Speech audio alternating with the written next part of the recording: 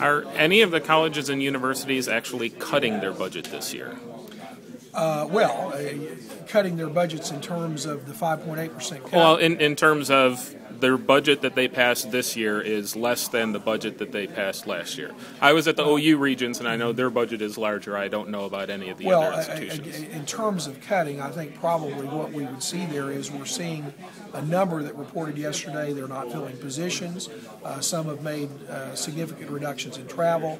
Others have initiated early retirement options, combined positions on campus. So all of those result in cuts. And I might, to expound on that, not just this year, but if you look at the last 3 years, what we've done, again, it was information we presented yesterday, system-wide, our institutions have cut over $112 million from their operating costs over the last 3 years. Those cuts come in the areas of savings from energy efficiency. The University of Oklahoma is going to wind power by 2013. Oklahoma State University has a similar conversion with compressed natural gas.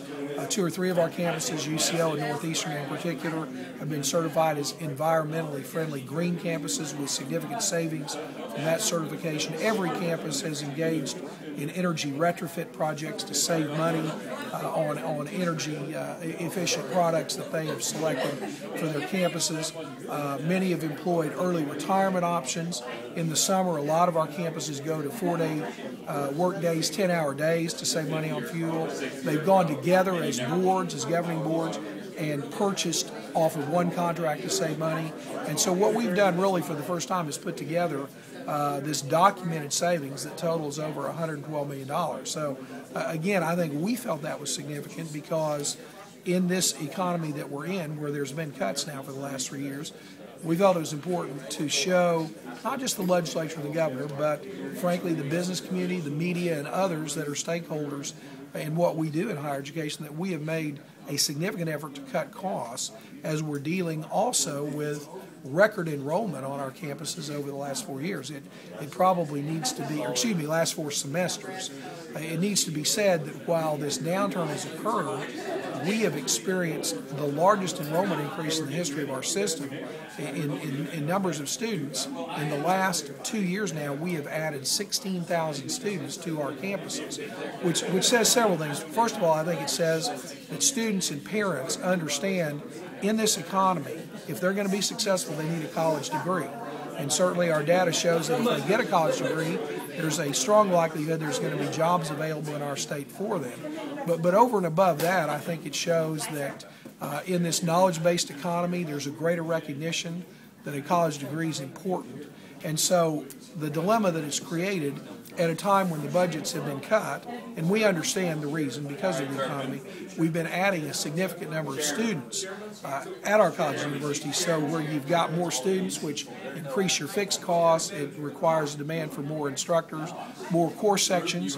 If you don't have the appropriate course sections, students may have to wait longer to take the courses they need to graduate, which extends the time to graduation. So we've had a lot of pressure on our system over the last 4 semesters now because of this significant enrollment increase. And I think what we've seen is our campuses are responding very well. They're making cuts in some areas in order to fund their priorities in other areas. President Boren mentioned yesterday at the University of Oklahoma, they started out with a 5% across the board in every department last year in order to prepare for this. So I think OU has had a budget that has increased every year since fiscal year 2004. Yeah, what I heard him say yesterday, part of that increase is funded by the foundation, right, which is private money, not state appropriated money. Part of it is funded by the athletic department that actually is contributing to the academic enterprise. So I think what that says is our campuses are being creative in an effort to deal with the most significant enrollment increase we've ever had in the history of the state system. More students believe a college degree is important. They believe a college degree is valuable. And what our campus presidents are doing is being creative within the resources they have and the resources they can raise privately in order to address the issue of more students on campus. So I'm wondering, are all colleges and universities doing that? In other words, you talk about budget cuts, and I know appropriations from the legislature have been cut, but have colleges and universities actually have a lower budget for fiscal year 12 than they do for fiscal year 11? Do any of them? I think my short answer to that is we'll have to look at those numbers to see. I know some do, I know others, and I'm using OU simply because of the handout that OU provided. They've brought money in from non-state appropriated sources, from their foundation, which is private money, from athletics, in order to, again, fund their priorities, but by the same token, making cuts in other areas in order to do that. So what I see is creative management in order to deal with the third consecutive year where there's been a cut in the budget. Cut in appropriations. In appropriations, which ultimately is the E&G budget. Yes.